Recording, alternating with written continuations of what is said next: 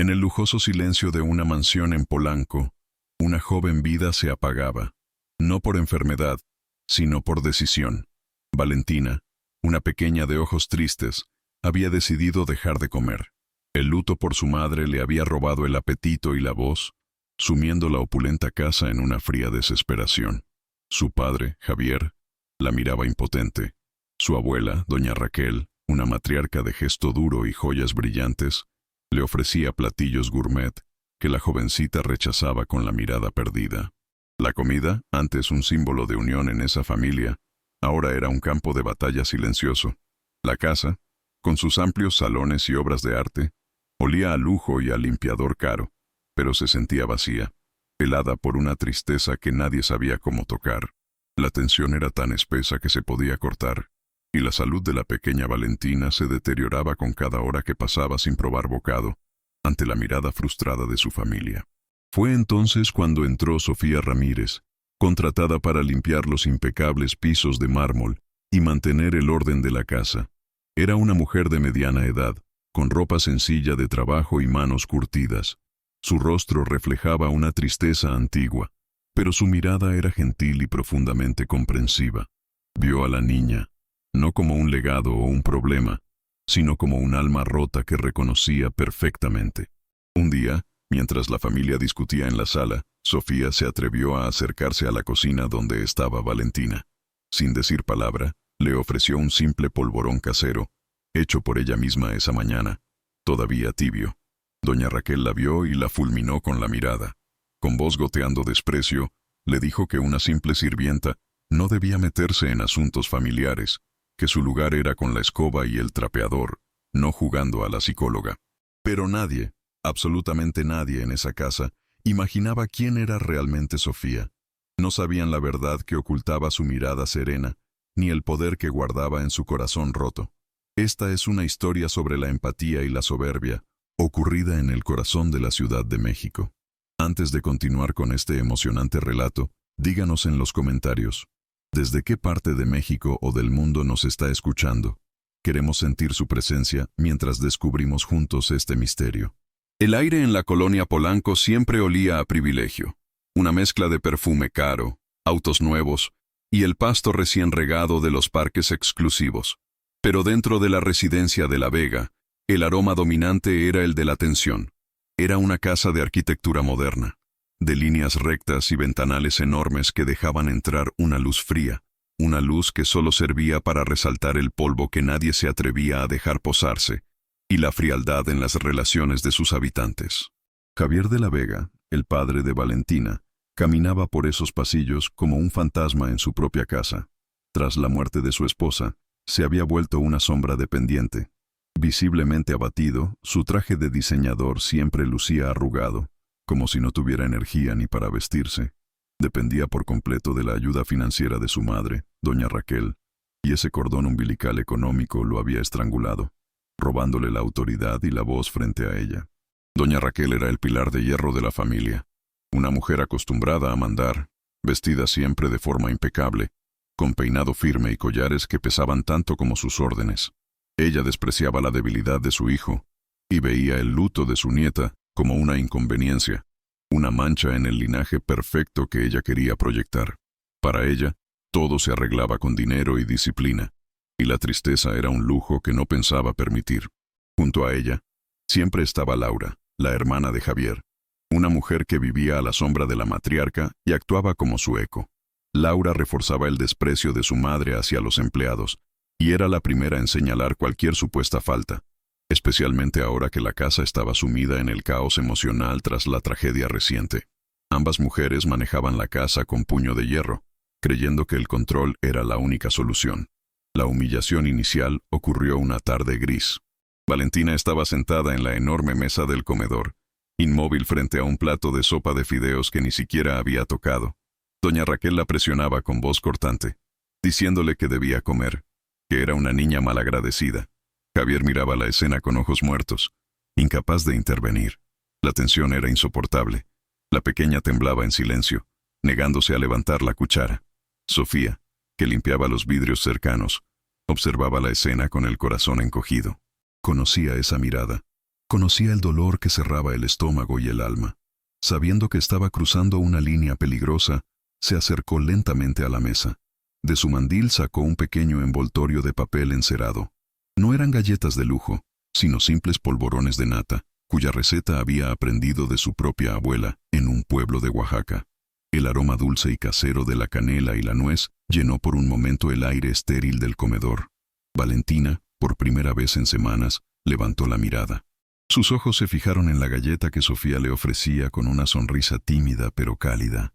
La niña no se movió, pero su respiración cambió. Estaba considerándolo. Vio la mano extendida de Sofía, una mano marcada por el trabajo, tan diferente a las manos cuidadas de su abuela. Antes de que Valentina pudiera reaccionar, doña Raquel golpeó la mesa. El sonido hizo saltar a todos. Con una voz gélida de furia contenida, se dirigió a Sofía. Le dijo que quién se creía que era para interrumpir, que si la habían contratado para limpiar, no para alimentar a la niña como si fuera un animalito callejero. La acusó de insolente y de no conocer su lugar. Laura se unió rápidamente al ataque, riéndose con sarcasmo. Le preguntó a Sofía si ahora, además de trapear, también daba consultas de psicología. Le dijo que sus galletas de pueblo seguramente estarían llenas de gérmenes y que ¿qué pretendía? ¿Envenenar a la niña? La humillación fue total. Sofía bajó la mano, su rostro enrojecido por la vergüenza, pero sus ojos se mantuvieron firmes, fijos en la pequeña Valentina. Javier, presionado por la mirada de acero de su madre, finalmente reaccionó, pero no para defender a Sofía, sino para reprenderla débilmente. Le pidió que por favor se retirara, que volviera a sus labores. Sofía asintió en silencio, guardó su galleta y se alejó. Pero mientras se daba la vuelta, vio algo que ni doña Raquel ni Laura notaron. Una lágrima solitaria rodando por la mejilla de Valentina, que seguía mirando la puerta por donde Sofía había desaparecido. Los días siguientes se convirtieron en una tortura silenciosa. La negativa de Valentina a comer ya no era un acto de rebeldía o tristeza. Se estaba convirtiendo en una emergencia médica. La pequeña, que antes corría por los jardines de la mansión, ahora apenas tenía fuerzas para levantarse de la cama. Su piel pálida se pegaba a sus pequeños huesos, y sus ojos, antes solo tristes, ahora lucían hundidos y sin vida. El médico de la familia, un hombre serio y costoso, visitaba la casa a diario, hablando en voz baja con Javier. El doctor fue claro. El tiempo se estaba agotando. Si Valentina no aceptaba alimento en las próximas 48 horas, tendrían que hospitalizarla y alimentarla por vía intravenosa. La palabra hospital resonó en los fríos pasillos como una sentencia. Para Javier, era la prueba de su fracaso absoluto como padre. Para doña Raquel, era una vergüenza pública, una mancha en el prestigio de los de la Vega que no estaba dispuesta a tolerar. Pero la presión sobre Javier no era solo emocional. Doña Raquel aprovechó la crisis para reforzar su control. Le recordó a su hijo que era ella quien pagaba esa casa, los médicos, la servidumbre y el estilo de vida que llevaba. Fue directa. Si Javier no imponía disciplina y resolvía el berrinche de Valentina, y si osaba permitir que la sirvienta volviera a interferir, ella le cortaría todos los recursos. Javier estaba atrapado. La vida de su hija pendía de un hilo, y su propia supervivencia financiera pendía de la voluntad de su madre. Mientras tanto, Sofía caminaba por la casa con el corazón en un puño. Había sido advertida severamente por Laura. Una falta más y estaría en la calle. Sofía necesitaba desesperadamente ese trabajo. La lana era esencial para su propia vida, pero cada vez que pasaba por la puerta cerrada de la habitación de Valentina, sentía una punzada de angustia. Sabía, con una certeza que le dolía en el pecho, que ella podía ayudar a esa niña, pero hacerlo significaba arriesgar su único sustento. La urgencia se hizo palpable.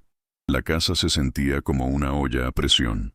Doña Raquel y Laura vigilaban a Sofía con ojos de halcón, mientras Javier se hundía más en su desesperación, incapaz de tomar una decisión. Lo que estaba en juego era todo: la vida de Valentina, que se desvanecía por hambre, la integridad de Javier como padre, aplastada por el chantaje financiero, y el destino de Sofía, cuya empatía era vista como una amenaza mortal por la matriarca de la familia. Sofía no podía ignorar la urgencia en el aire. La vida de la pequeña Valentina era más importante que su empleo. Decidió actuar, pero con la discreción de quien camina sobre vidrios rotos. Esperó a que doña Raquel y Laura salieran a una de sus reuniones sociales. Javier estaba en su estudio, ahogado en sus propios miedos. Sofía preparó rápidamente un atole de vainilla, tibio y ligero, con un toque de canela, tal como se lo preparaba a. Lo preparó con manos temblorosas pero seguras. Con el pretexto de limpiar el pasillo de las habitaciones, se acercó al cuarto de Valentina. La puerta estaba entreabierta. Vio a la jovencita recostada, con los ojos cerrados, tan pálida como las sábanas de lino. Sin hacer ruido, entró y dejó la pequeña taza en la mesita de noche. No dijo come. Simplemente se sentó a una distancia prudente y comenzó a hablar en voz baja, contándole una historia simple sobre una estrella que se sentía sola. Valentina abrió los ojos. No miró a Sofía, sino a la taza que humeaba suavemente. El aroma era reconfortante, no impositivo. Sofía acercó la taza. Solo un traguito, mi niña, para calentar el corazón, susurró. Y el milagro ocurrió. Valentina, con un esfuerzo visible, levantó su mano temblorosa y, ayudada por Sofía, dio un pequeño sorbo, luego otro. No se lo terminó, pero bebió. Fue la primera nutrición que aceptaba voluntariamente en muchos días. Javier, que había salido de su estudio al no escuchar ruidos, observó la escena desde el marco de la puerta. Sus ojos se llenaron de lágrimas. Vio a Sofía limpiar con ternura la comisura de los labios de su hija. Vio a Valentina cerrar los ojos, esta vez no por debilidad, sino por un atisbo de paz.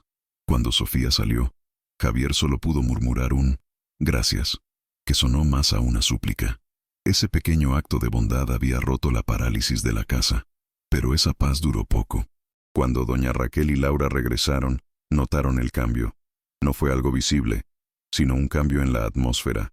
Había menos desesperación en Javier y un color casi imperceptible en las mejillas de Valentina.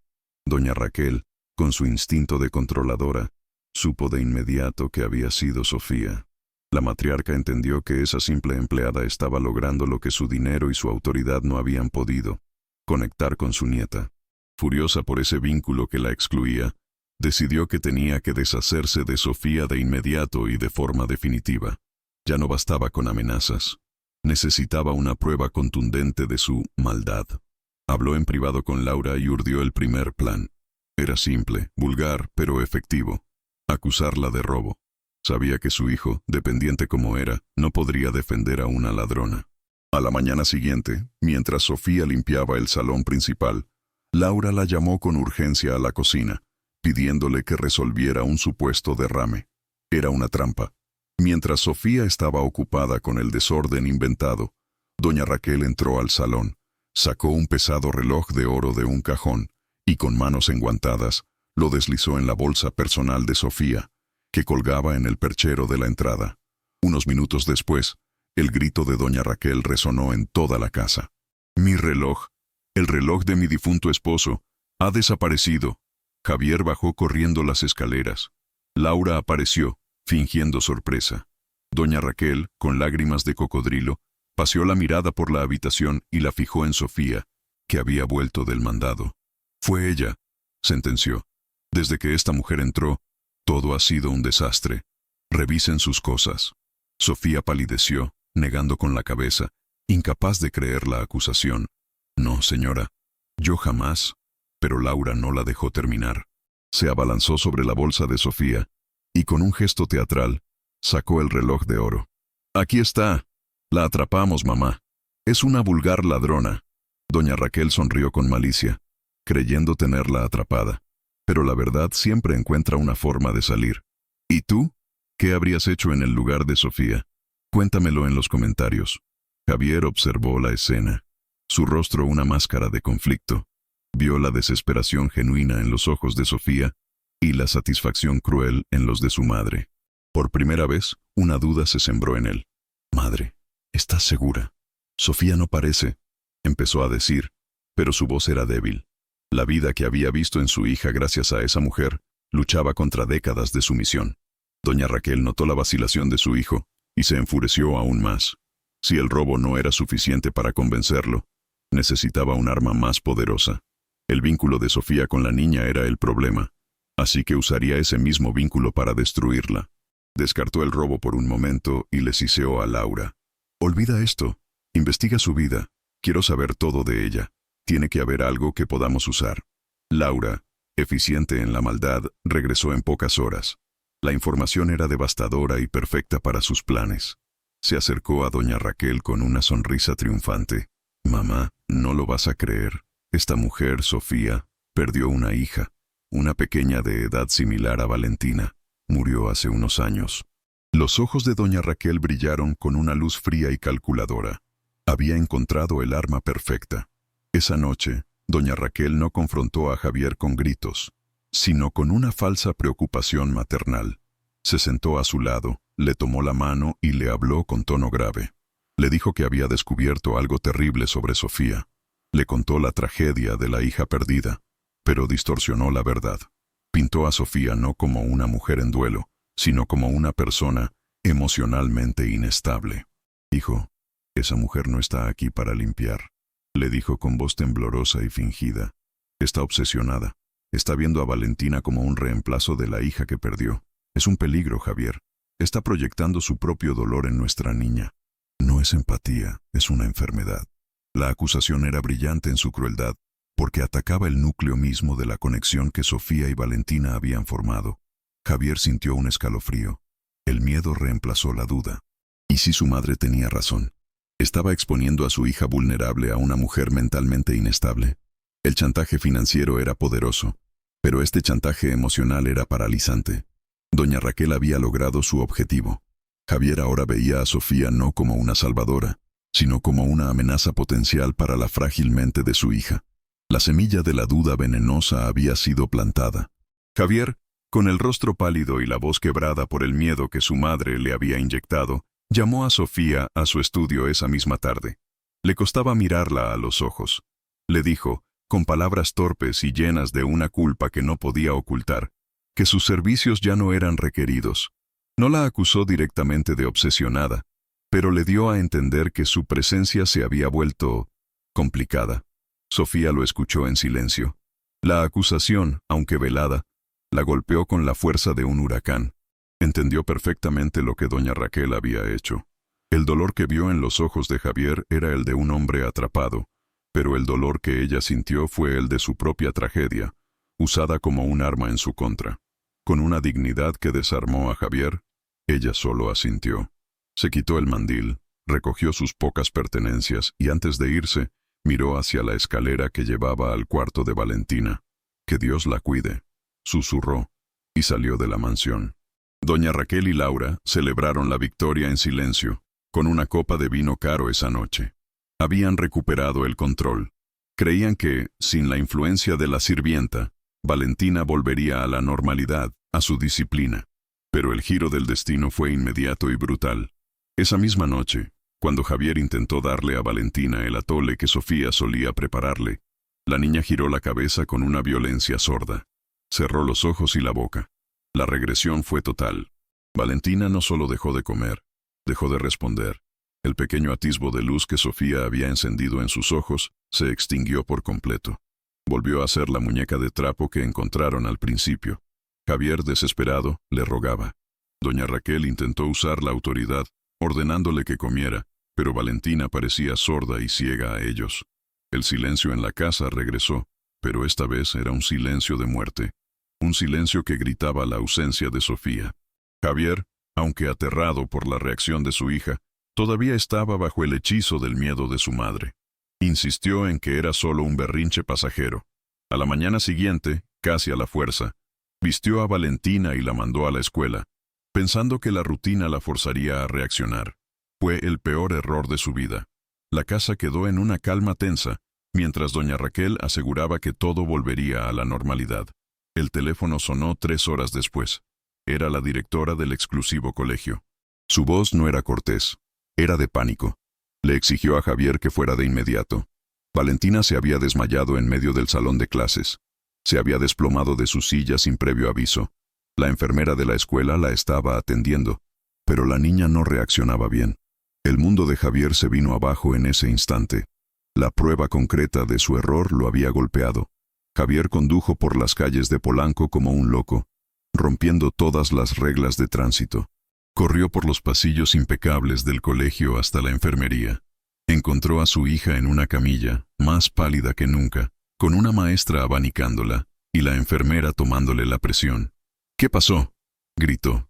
La enfermera lo miró con una mezcla de lástima y reproche. «Desnutrición severa, señor de la Vega. Esta niña no se desmayó por tristeza, se desmayó de hambre». Esa fue la revelación. No fue la inestabilidad de Sofía, sino la crueldad de su madre y su propia cobardía lo que casi mata a su hija. El velo cayó de sus ojos. Vio con claridad la manipulación, el clasismo y la frialdad de su familia. Vio que había cambiado a la única persona que había tratado a su hija con amor verdadero por el dinero y el control de su madre. La verdad lo golpeó, dejándolo sin aliento. Lo que viene a continuación te va a sorprender, así que si esta historia te está conmoviendo, deja tu me gusta ahora mismo y suscríbete al canal. No querrás perderte por nada del mundo como Javier enfrenta a quienes casi destruyen a su familia. Javier levantó a su hija inerte de la camilla. El cuerpo de Valentina era ligero como el de un pájaro. La sostuvo contra su pecho, sintiendo el latido débil de su corazón. En ese momento, el miedo que le tenía a su madre fue reemplazado por una furia helada y protectora. El padre cobarde murió en ese pasillo de escuela. Con Valentina en brazos, salió de la enfermería sin decir palabra, con una determinación de acero en la mirada. No condujo al hospital más caro. Condujo de regreso a Polanco, a la casa que ahora veía como una prisión. Entró por la puerta principal como un vendaval. Doña Raquel y Laura estaban en la sala, revisando catálogos de arte. «¿Y bien?», preguntó doña Raquel con frialdad. «¿Ya entró en razón esa niña?». Javier no respondió. Caminó directamente hacia ellas, sin soltar a Valentina, cuyo rostro pálido era un grito silencioso. «Mírenla», dijo Javier, su voz irreconocible, baja y llena de una autoridad que nunca antes había poseído. Doña Raquel intentó levantarse, su rostro mostrando por primera vez confusión, quizás un atisbo de miedo ante el tono de su hijo. «Javier, no seas dramático. ¿Qué te dijo el médico?». Javier la interrumpió, su voz subiendo de volumen con cada palabra. «Se desmayó. De hambre. No por tristeza. Por hambre. Por la misma hambre que ustedes dos provocaron cuando echaron de esta casa a la única persona que la estaba salvando». Laura intentó intervenir, con su habitual tono burlón. «Ay, hermanito, no exageres. Esa mujer era una...». Javier la fulminó con la mirada y gritó: «¡Cállate!». El grito fue tan potente que Laura retrocedió físicamente, tropezando con una alfombra persa. El silencio que siguió fue absoluto. Javier se acercó a su madre, que lo miraba boquiabierta, como si un mueble hubiera empezado a hablarle. «Tú y tu dinero», espetó Javier, casi escupiendo las palabras. «Tú y tu control y tu miedo a que alguien de clase baja demuestre tener más humanidad que tú. Usaste la tragedia de una buena mujer para pintarla como un monstruo, y casi me cuesta la vida de mi hija. Te preocupaba más el qué dirán que el corazón roto de tu nieta. Creíste que podías comprarlo todo, pero no pudiste comprarle ni un bocado». Doña Raquel se puso de pie, su rostro enrojecido de ira, intentando recuperar su poder. «No me hables así, Javier. Esta es mi casa, tú vives de mí. Si sigues con esta insolencia, te quedarás en la calle, tú y esa niña». Fue su último error. Javier soltó una risa seca, sin humor. «Tienes razón, es tu casa, y ya no la quiero». Javier, sin dejar de cargar a Valentina, se dirigió a la puerta. «Nos vamos». «Y ustedes dos», dijo señalando a su madre y a su hermana, «no se vuelvan a acercar a mi hija. Jamás». Doña Raquel se quedó paralizada. El choque de perder el control total sobre su hijo, de ser desafiada públicamente en su propio territorio, fue su humillación. Su dinero, su arma más poderosa, acababa de volverse inútil. Laura corrió hacia Javier, intentando agarrarlo del brazo, ahora con pánico real. «Javier, espera, piénsalo. ¿A dónde irás sin nada?». Javier se zafó de su agarre con desprecio. «Iré a buscar a la única persona que sabe cómo curar un corazón, en lugar de ustedes dos, que solo saben cómo romperlos». Abrió la puerta principal y salió al sol de la Ciudad de México, dejando atrás la mansión fría, el dinero y a las dos mujeres, mudas y derrotadas en medio de su lujo vacío. Javier condujo sin rumbo por unos minutos, con Valentina respirando suavemente en el asiento a su lado. Su primer instinto fue ir a un hospital, pero sabía que la cura que su hija necesitaba no estaba en un suero, sino en un plato de galletas caseras y un abrazo cálido. Condujo hasta la modesta colonia donde recordaba que Sofía había mencionado que vivía. Estacionó el auto de lujo en una calle bulliciosa, que contrastaba fuertemente con el silencio de Polanco. Tomó a su hija en brazos y buscó el pequeño edificio de apartamentos. La encontró en un departamento sencillo, limpio y lleno de luz. Sofía abrió la puerta y su rostro pasó del asombro a la preocupación inmediata al ver a Valentina en los brazos de Javier. Antes de que Sofía pudiera decir algo, Javier, con la voz quebrada por la humildad, le pidió perdón. Le dijo que había sido un cobarde, un tonto ciego por el dinero y la manipulación. Le suplicó que lo perdonara y que ayudara a su hija. Sofía no dijo una palabra. Simplemente abrió la puerta de par en par. Tomó a la pequeña Valentina de los brazos de Javier y la llevó adentro. La recostó en su propio sofá. Un sofá gastado pero cómodo. Javier se quedó en el marco de la puerta, sintiéndose indigno de entrar. Unos minutos después, Sofía salió de su cocina con un vaso de leche tibia y un polvorón. Se arrodilló junto a Valentina y le susurró al oído. La pequeña abrió los ojos. Vio el rostro amable de Sofía, sintió el aroma de la canela y sus labios se entreabrieron. Comió lentamente, con los ojos fijos en los de Sofía, como si estuviera bebiendo vida directamente de su mirada. Javier rompió a llorar en silencio desde la puerta, un llanto de alivio y de profunda vergüenza. Sofía lo miró, y, con una compasión que él no merecía, asintió, dándole permiso para entrar. Las semanas siguientes fueron de sanación. Javier rompió por completo con su madre y su hermana. Consiguió un trabajo más modesto y se mudó con Valentina a un departamento más pequeño, uno que podían pagar sin el dinero manchado de doña Raquel. Le rogó a Sofía que fuera parte de sus vidas, no como empleada, sino como lo que realmente era, la cuidadora de Valentina, una amiga, una presencia maternal que ambas almas necesitaban. La escena final, meses después, no tiene lugar en una mansión, sino en un parque soleado en la colonia Narvarte. Se escucha la risa de Valentina, una risa clara que rebota en los árboles. Corre detrás de una pelota, con las mejillas sonrosadas y energía en sus pasos. Javier la observa desde una banca, con una paz que el dinero nunca le dio. A su lado está Sofía, sosteniendo una canasta con agua de Jamaica, y por supuesto polvorones. Ese día, en ese parque, la verdadera riqueza se hizo evidente. No estaba en las cuentas bancarias de Polanco, ni en los apellidos rimbombantes. Estaba en la mano de una mujer que, habiendo perdido todo, usó su dolor no como un arma, sino como un puente para salvar a una niña que estaba perdida en la misma oscuridad. Javier finalmente entendió lo que su madre nunca supo, que la empatía es el alimento más importante para el alma. La historia de Valentina y Sofía nos enseña una lección poderosa. Nos recuerda que, en los momentos de mayor oscuridad, el verdadero amor y la sanación no provienen del lujo, el control o la autoridad. Vienen de la compasión genuina, de la capacidad de ver el dolor de otro y ofrecerle, sin juicio, un simple gesto de amor. Aquel día, todos aprendieron que la verdadera familia no siempre es la de sangre, sino la que se elige con el corazón. ¿Y tú? ¿Qué enseñanza te deja esta historia? Escríbelo en los comentarios. Queremos leer tu reflexión. Si esta historia tocó tu corazón y te hizo pensar, compártela con alguien que también necesite escuchar este mensaje de humildad y justicia.